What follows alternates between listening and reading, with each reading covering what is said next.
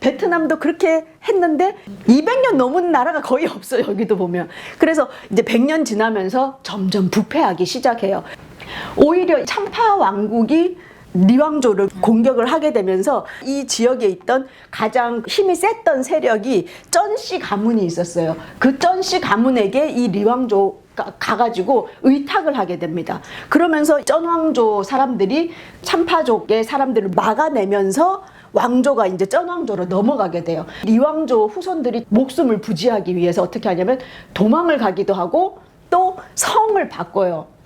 그래서 우리나라 옛날에 고려가 멸망하면서 왕씨를 다 죽여버리니까 왕에다가 삿갓을 세워가지고 전씨를 많이 만들기도 하고 그렇게 하잖아요. 그 다음에 거기다 점 찍어서 옥씨가 되기도 하고 그런 것처럼 이 리왕조 후손들이 성을 다 바꾸어서 응우엔, 그러니까 요 완자로 이름이 바뀌어요. 이 리왕조 후손 또 나중에 레왕조가 만들어지잖아요. 레왕조, 쩐왕조 후손들이 다 왕권이 바뀔 때마다 성을 뭘로 바꿔? 응우엔으로 다 바꿔요. 그래서 응우엔이 엄청 많아지게 되는 거야. 우리나라는 김씨가 10명 중에 2명이 김씨래요. 그런데 베트남은 10명 중에 4명이 응우엔 씨야.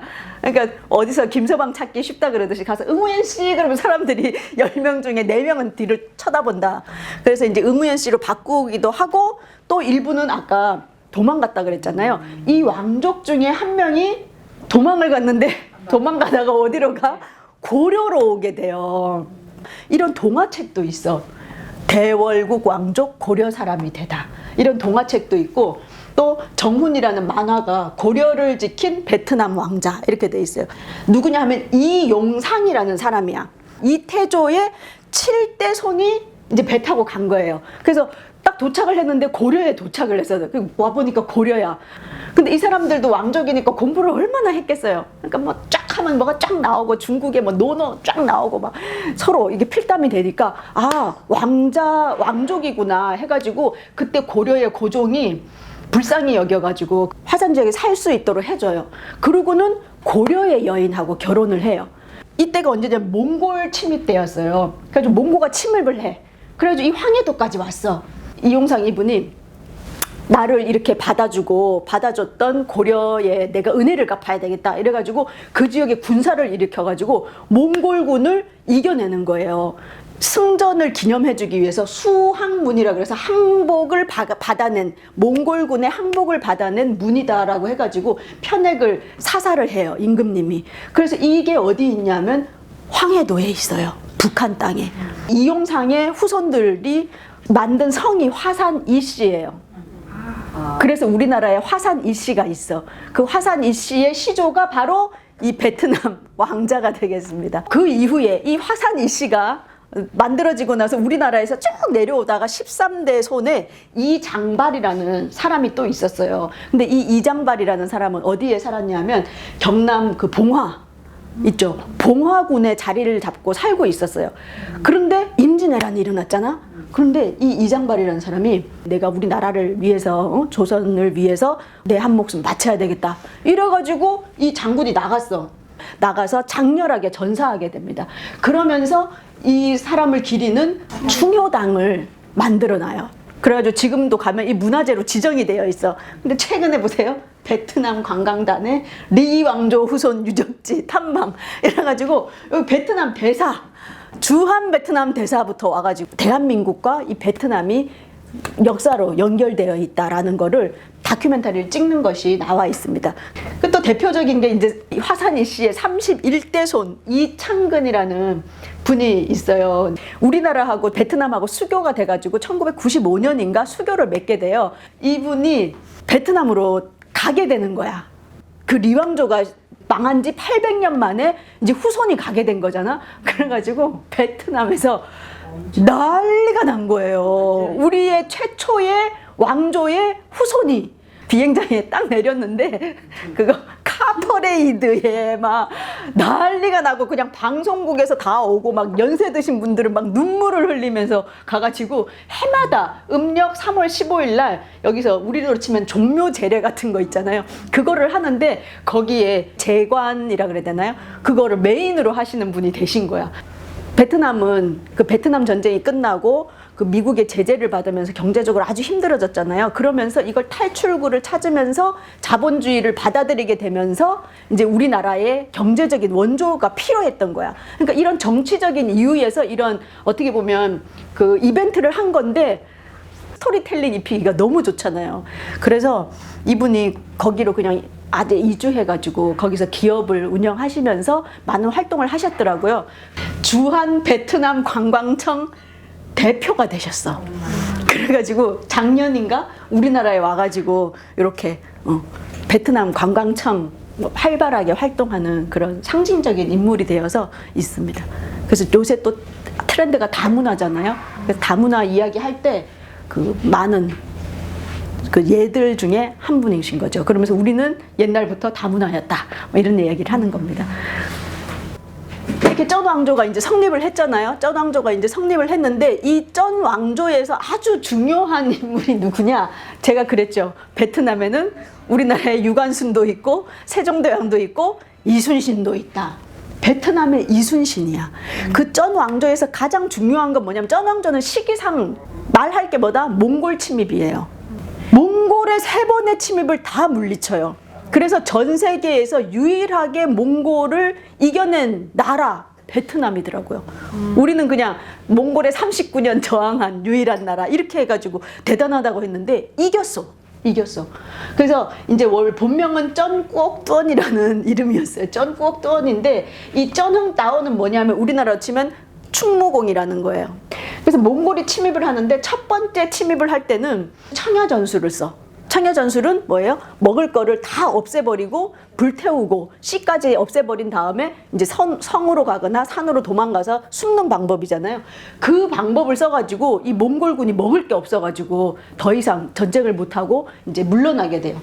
그 두 번째 이제 쿠빌라이 칸 그 아들이 이제 와요. 쿠빌라이 칸 아들이 두 번째 이제 다시 군대를 또 막 더 이렇게 세게 해가지고 막 옵니다. 그러니까 이제 더 이상 안 되겠는 거야. 몽골이 너무 세잖아요. 그래서 이제 임금이 항복을 하려고 이제 막 하고 있는 찰나에 이 쩐꾸옥뚜언이 찾아가가지고 울면서 얘기해요. 무슨 소리냐? 이러면서 격장사라는 명문장을 남겨요. 그럼 뭐 그거예요. 항복을 말하시기 전에 제 목을 치시오소서 돌린 거예요. 이 격장사를. 지식인이라든지 뭐 유학하는 사람들이라든지 심지어는 일반 민중들도 이 격장사 내용을 듣고 눈물을 흘리면서 25만 명이나 한순간에 싸우겠다고 들고 나온 거예요. 장마철을 기다려요. 장마철이 딱 되니까 비가 막 엄청 오기 시작하고 또 여기 밀림도 많고 이러니까 그때 어떻게 돼요? 다 땅이 지르니까 몽골은 무슨 병이 제일 많아? 기마병 위주잖아요. 그러니까 이게 안 되는 거예요. 그래갖고 2차 몽골 침입도 물리쳐. 근데 마지막에 이 쿠빌라이 칸이 이제 아들 보냈더니 안 되니까 내가 직접 해야 되겠다. 그리고 이제 오게 됩니다. 그때 우리나라의 그 명랑해전하고 거의 비슷한 일이 벌어져요. 뭐냐면 바로 하롱베이. 우리 하롱베이가 되게 아름다운 섬이잖아요. 요 뒤에 숨어 있으면 모르는 거야. 안 보여. 그리고 안개도 있고. 그리고 여기가 또 이 조수간만의 차가 있는데 그 시간을 이용해가지고 세상에 여기다가 말뚝을 다 박았대. 말뚝 봐가지고 이제 유인하는 거야. 몽골 배를 유인해. 그래가지고 막 유인을 하고 요 뒤에는 이제 딱 숨어 있고 큰 배가 딱 숨어 있고 그럼 모르고 막 쳐들어오다가 여기서 이제 막 공격을 하는 거예요. 그러니까 이제 또 혼비박산에서 몽골군이 도망을 가는데 그때 시간이 물이 빠지는 시간이야. 그래가지고 기둥에 틱틱 다 걸려버려요. 그래서 이 몽골군이 몰살을 하게 되는 그런 스토리가 또 이제 나오게 됩니다. 그러니 바로 베트남의 이순신이라고 해도 과언이 아니지. 그래갖고 몽골을 물리친 나라다. 그리고 또 이분은 우리 이순신 장군은 난중일기를 쓰셨잖아요. 병서를 썼어. 병서요략과 만겁종비전사라는 책을 또 2권을 또 쓰셨어. 뭐 이순신하고 거의 뭐 오버랩 되는 거죠. 그래서 쩐꾸옥뚜언 거리가 곳곳에 있습니다.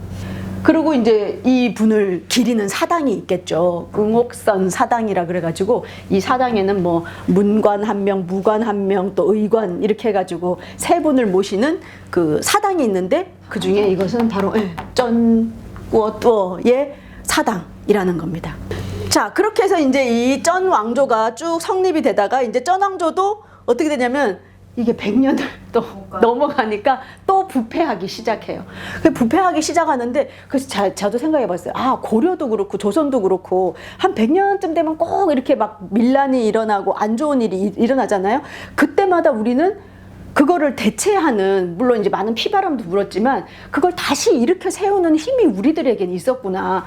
항상 난세에는 영웅이 나오잖아요. 영웅이 나옵니다. 바로 호구일이라는 사람이 이제 등장을 하면서 이 사람이 또 그 전쟁을 막아내요. 그래서 막아냈는데 신무기인 화포를 가지고 있었어. 명나라 영락제가 이제 딱 파워가 있을 때 침공을 하게 되는 거죠. 그래서 호구일이도 7년 만에 명나라에 또 지배를 받게 돼. 이 명나라에 계속 저항을 했던 저항군의 지도자가 바로 누구냐? 이 레러이라는 사람이에요. 레타이또라고 되는데 조에 해당하는 건 또, 그 다음에 종에 해당되는 건 똥이야. 그래서 왕 이름 얘기할 때 똥 나오면 웃지 마시고 어떻게 하면 된다? 종이구나 이렇게 하시면 됩니다. 그래서 이제 명나라를 물리치고 다시 대월국을 수립을 하게 되고요. 통치 이념은 유교, 땅을 똑같이 나눠가지고 이제 하는 균전제를 하게 되는데, 그리고 레성종, 바로 우리나라의 세종대왕급으로 존경을 받는 인물이에요. 그래서 이 레성종은 5대, 레왕조의 5대 왕이에요. 우리 세종은 몇 대 왕이죠? 4대 왕이잖아요. 그러니까 비슷한 거야. 기틀을 처음에 이제 왕조를 성립하고 기틀을 쭉 닦아서 4대 5대쯤 와서 문화적으로 꽃을 피우는 그런 왕조가 들어서게 됩니다. 이때는 레성종이에요. 연도도 비슷해. 1460년에서 1197년이니까 이제 그러니까 40년이 조금 안 되는 기간 동안 국조형률이라는 법률을 이제 관습법과 적용을 시켜가지고 법을 잘 안착을 시켰고요. 그 다음에 대월사기전서라는 역사책도 발간을 하게 되고요. 그 다음에 문묘를 또 설치를 해요. 그러니까 저희도 성균관에 가면 문묘 있잖아요. 네, 공자를 섬기는 문묘도 설치를 하면서 세종대왕도 사군 육진 이런 거 있었잖아요. 그것처럼 여기도 영토를 확장합니다. 그래서 이제 레왕조가 잘 되고 있었어요. 그래서 이제 또 한 200년 조금 지나면서 이제 또 흔들리기 시작하죠. 주변국에 또 이제 막 쳐들어오니까 그거를 이겨낸 집안이 대표적인 게 진씨하고 응우엔씨였어요. 그래서 이제 진씨하고 응우엔씨로 이렇게 지역이 좀 나눠지게 됩니다. 그래서 베트남의 남북국 시대가 등장하게 되는 거예요. 이 문제는 뭐냐면 이 진씨하고 응우엔씨 둘이서 계속 싸우다 보니까 민생을 돌보지가 않게 되는 거예요. 그러면서 밀란이 막 일어나기 시작해. 그래서 그 밀란이 일어나는데 응우옌 후예라는 사람이 있고, 이 응우옌이 3형제가 있거든요. 응우옌 약, 응우옌 르, 그 다음에 응우옌 후예, 이렇게 3형제가 있는데 3형제가 일으키는 난을 떠이선 난이라 그래. 이 3형제가 있던 지역 이름이 떠이선이에요. 그래서 이 떠이선 지역에서 그 민중난이 일어나는 거예요. 마치 우리의 동학 같은 느낌? 전봉준 있죠. 비로소 지금 베트남의 영토처럼 여기 있던 참파도 복속을 하고 그 토지들을 지주들이 가지고 있는 거라든지 이런 걸 다 빼앗아 가지고 농민들에게 다 나눠줘. 그래서 먹고 살 게 없어서 산적이 됐던 사람들까지 다 불러 모아가지고 공평하게 나눠주고 이러니까 완전히 영웅이 되는 거죠. 영웅이 됩니다. 세계 최초의 농민혁명 정권을 보유했던 나라가 어디다? 베트남이다. 그래가지고 아까도 말했지만 땅 다 나눠주고 과감하게 개혁정책 뭐 거칠 것이 없이 농민 중심. 그리고 이때 민족의식을 고취해야 되겠다. 그래갖고 쯔놈 아시죠? 우리가 그때 지난주에 얘기했듯이 그 이두 형식으로 그 문자를 표기하는 그 고유의 베트남 민족의 그 문자 표기법인 쯔놈을 공식화해요. 그래가지고 심지어는 과거 시험도 뭐로 친다? 한문으로 안 치고 쯔놈으로 사용하게 된 거예요. 그 정도로 민족의식을 고취하면서 이때 베트남의 민족 문화의 기틀을 형성한 왕조가 바로 이 응우옌 삼형제가 만든 떠이선 왕조라는 겁니다. 베트남에서는 그 어떤 뭐 100년이 넘었던 왕조보다도 아주 존경을 받는 그런 그 왕조가 되겠고, 특히 이 응우엔 후에는 민족의 영웅으로 호찌민 시에 가면 최대 번화가가 있어요. 이게 응우엔 후의 거리입니다. 응우엔 후에 거리. 거기에 요거는 호치민. 호치민 동상이 있는데 이 거리 이름이 응우엔 후에 거리야. 그러니까 얼만큼 그 응우엔 후에에 대한 사람들의 자부심이 있는지 알겠죠? 그런데 이때 또 이 레왕조의 마지막 황제, 여기서 남북국 시대였잖아요. 남북국 시대였을 때 요 레왕조는 명목상 남겨놔요. 허수아비지만 명목상 이렇게 남겨놓거든요. 그 레왕조의 마지막 황제인 찌에우통이라는 사람이 이 떠이선 왕조가 너무 파워가 세지니까 레왕조 자기가 살아남고 싶은 거야. 우리 고종이랑 똑같아. 고종도 그 동학농민혁명 그거 할 때 그걸 막기 위해서 세상에 청나라에 원군 요청하잖아요. 야, 내가 진짜 똑같더라고. 베트남도 청나라에다가 원군을 요청하는 거예요. 천년의 그 중국의 지배에 이렇게 있었던 이 베트남인데 그 황제가 자기 혼자 살겠다고 청나라에 원군을 요청해. 그러니까 이제 얼마나 이 울분이 어쩜 그럴 수가 있냐. 우리나라보다 더한 거지. 이렇게 돼가지고 응우엔 후에가 이제 열받은 거예요. 그래가지고 어떻게 돼? 근데 또 그 침범한 청군 20만 청군을 또 물리치는 거예요. 그래가지고 이제 민족 영웅이 되는 거죠. 그래서 승승장구할 것 같았는데 뭐든지 이 같은 목표가 있고 외침이 있을 때는 똘똘 뭉치잖아요. 근데 이제 왕조를 만들었어. 근데 아까 그 형제가 몇 명이라고 했어요? 삼 형제가 있었거든요. 삼 형제가 서로 싸움이 일어나게 됩니다. 특히 이 응우엔 후에는 몇째? 막내. 그럼 누가 기분이 제일 나빴을까? 형님이 기분이 나쁜 거죠. 그래서 이 분열의 조짐이 일고 있었을 때 응우엔 씨 정권이 있었잖아요. 이 중에 제일 마지막 황새 손이 있었어. 황새 손 한 명이 13살이었는데 그 13살짜리가 이제 이 떠이선 난을 피해가지고 타이로 도망을 갑니다. 그 옆에로. 그 후예가 누구냐 하면 응우엔 푹 아인이라는 사람이야. 응우엔 푹 아인 도망갔던 그 왕족은 타이에 머물면서 타이에서 일어나는 반란, 밀란들을 제압을 해요. 그러면서 계속 여기 자기의 고향으로 눈을 맞추고 있었어요. 그런데 떠이선 삼형제 분열을 하고 있으니까 요때다 하고 응우엔 푹 아인이 타이랑 같이 손잡고 이제 쳐들어오려고 딱 준비를 하고 있어. 또 외침이 있으니까 어때? 이 삼형제가 다시 똘똘 뭉쳐요. 그래가지고 그래 우리 화해하고 일단 얘를 막고 나서 우리 다시 얘기하자. 이래가지고 딱 뭉쳐서 전쟁을 하려고 하는 직전에 응우엔 후예가 급사를 해버려요. 이제 힘이 약해지고 있는데 이 응우엔 푹 아인이 이때 또 누구를 불러들여? 프랑스의 원군을 요청해버립니다. 그래가지고 프랑스가 들어와요.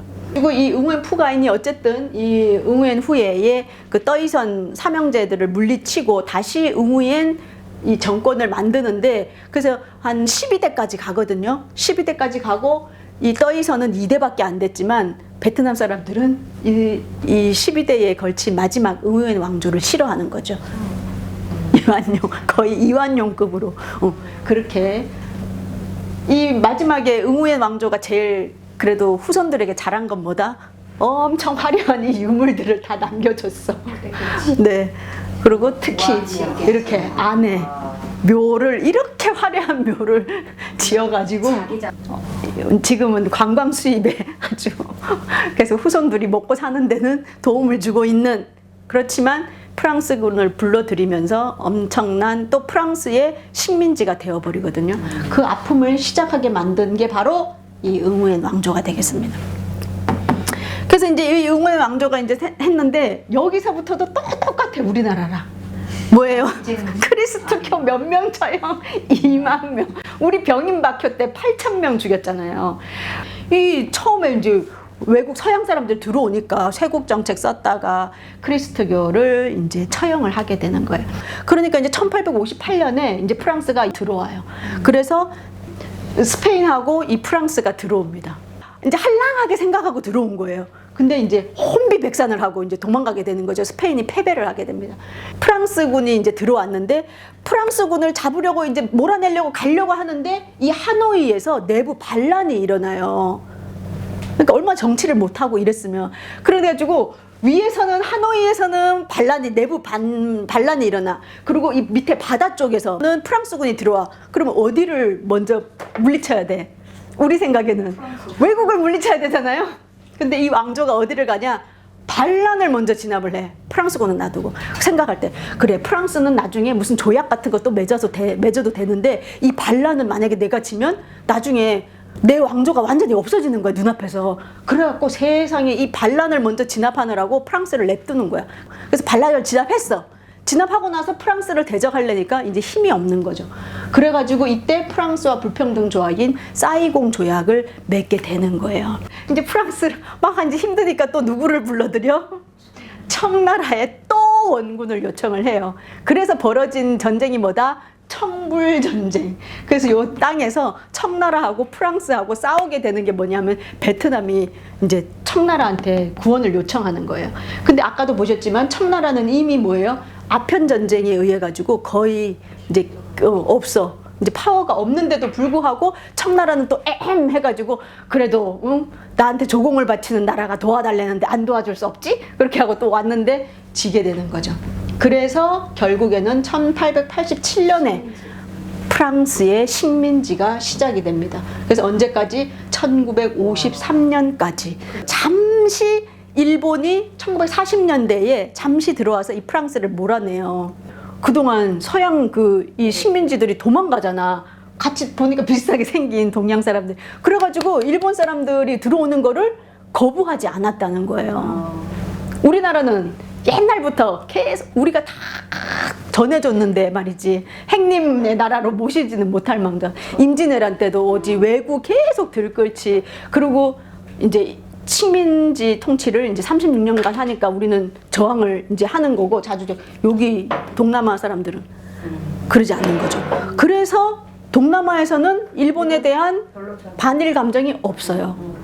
그 서양의 이 프랑스 때 식민지 때 만들어놨던 건물이라든지 또 일제강점기 때 뭐 했던 건물 막 이런 게 엄청 많더래요. 그래가지고 우리는 왜 그 김영삼 대통령 되고 나서 총독부 건물도 다 없애고 그런 거에 대해서 우리는 되게 일제 잔재다 이래가지고 다 없애잖아요. 근데 베트남 안 없애가지고 그게 너무 이상해가지고 그 베트남 대학생한테 물어봤대요. 아니 왜 이런 식민의 잔재를 왜 안 지웁니까? 심지어는 몇 년이야? 우리는 한 36년인데 35년인데 여기는 막 한 70년대는 그 식민지 왜 안 없앱니까? 그러니까 그 사람이 이렇게 쳐다보더니 우리가 이겼는데요. 그러니까 우리는 식민의 잔재라고 해가지고 우리 아픔이잖아요, 어떻게 보면. 근데 결론은 이겼다 이거야. 얘네 이 베트남 사람들은 자기들이 나중에 프랑스랑 전쟁을 또 하거든요. 전쟁을 해가지고 아주 또 영웅이 나타납니다. 근데 그 이야기는 이제 다음 주에 해야 되겠네요. 그래서 그렇게 물리쳤기 때문에 자기들이 와가지고 만들어 놨는데 결국은 니네들이 쓰려고 만들어 놨지? 근데 니네가 졌고 우리가 이겼으니까 내가 쓰는 거야, 이 건물. 이러니까 느낌이 완전히 180도 다른 거예요. 그래서 베트남 사람들은 자존심이 엄청 강하고, 뭔가 우리는 왜 갈 때 지금 너무 못 살거든요. 솔직히 좀 못 살아서 우리가 배워준다라는 느낌으로 가잖아요. 그 사람들은 절대 그렇지 않대요. 배워주긴 뭘 배워줘, 니네는 통일도 못하고, 이런 느낌 있죠. 우린 다 이겼거든. 네 몽골 이겨봤어? 뭐 이런 거. 전 세계에서 미국 이긴 건 우리밖에 없어, 이런 느낌인 거예요. 지금 우리가 좀 못 살긴 하지만 우리 지금 경제 성장률 세계 1위고 막 이러면서. 근데 이런 마인드가 있기 때문에 우리가 잘 알고 이 사람들에게 접근을 해야 됩니다. 그래서 프랑스의 식민지 70년 동안 이 제국의 무덤에서 끝까지 저항 정신이 있는, 그리고 승리의 경험이 있는 베트남 사람들이 그대로 있었겠는가? 아니죠. 엄청난 저항운동, 독립운동이 끊임없이 있었습니다. 그 독립운동의 역사는 다음 주 독립운동의 역사와 베트남 전쟁까지 해서 마무리하도록 하겠습니다. 수고하셨습니다. 감사합니다.